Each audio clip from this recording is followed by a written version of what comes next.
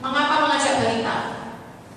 Karena dikatakan dalam Mazmur 8 ayat 3 dan Matius 21 ayat 16, dikatakan dalam Mazmur 8, dari mulut bayi-bayi dan anak-anak menyusu telah Engkau letakkan dasar kekuatan untuk membungkam musuh dan pendendam. Tapi dalam Matius 21 ayat 16, Yesus mengutip ayat ini ketika dia menguduskan bait Allah. Orang-orang protes, Yesus itu gak dengar sama orang-orang ibu itu berisik banget anak-anak begini. Lalu Yesus bilang ini, tidakkah kamu tahu bahwa ada tertulis dari mulut bayi-bayi Engkau telah meletakkan puji-pujian. Frase yang beda-beda. Yesus mau menerangkan ayat Mazmur 8 ayat 3 ini bahwa puji-pujian firman itu adalah dasar kekuatan yang disampaikan kepada anak-anak balita dengan cara puji-pujian untuk membuka musuh dan pendendam.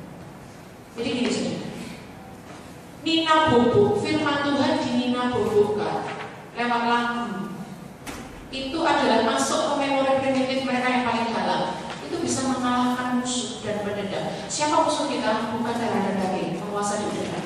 Jadi anak bayi itu dipakai untuk perang loh saudara. Jangan salah, bayi-bayi pertama cilik itu. Iya. Nah, saya dibukakan Tuhan tentang ini saudara. Di dalam kitab Kejadian, manusia jatuh dalam dosa. Dikatakan Tuhan bilang akan terjadi permusuhan antara keturunan ular dan keturunan Hawa. Ular akan meremukkan tumitnya Hawa, keturunannya Hawa akan meremukkan kepala ular. Terjadi perebutan siapa yang menang, Hawa atau ular. Nah, seorang ibu yang menina-bobokkan sang balita dengan firman Tuhan, cerita Alkitab, jenius cara Alkitab, berpesta dengan bayinya dengan Alkitab, sang balita ini akan dipakai untuk meremukkan iblis. Kepala ular remuk otomatis bungkam.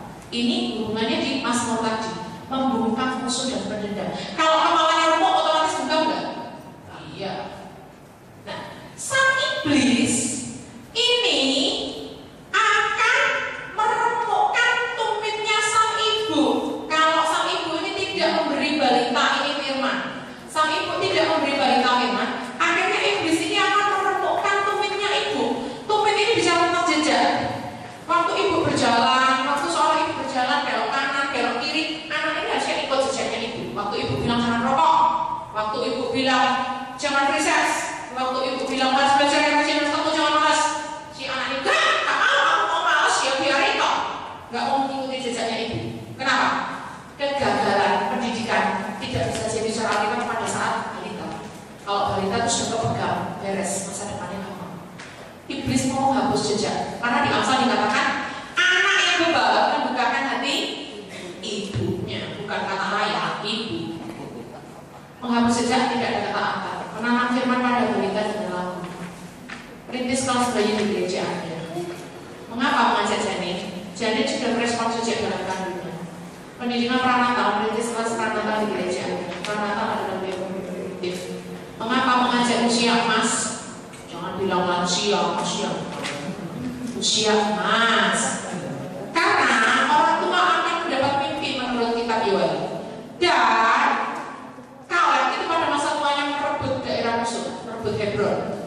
Dan ibu-ibu yang sudah tua, katanya di Perjanjian Baru harus mengajar ibu-ibu muda untuk mengatur rumah tangganya menjadi ibu rumah tangga yang rajin. Ada ya ayatnya? Dan seorang nenek itu akan memberikan warisan iman kepada cucunya.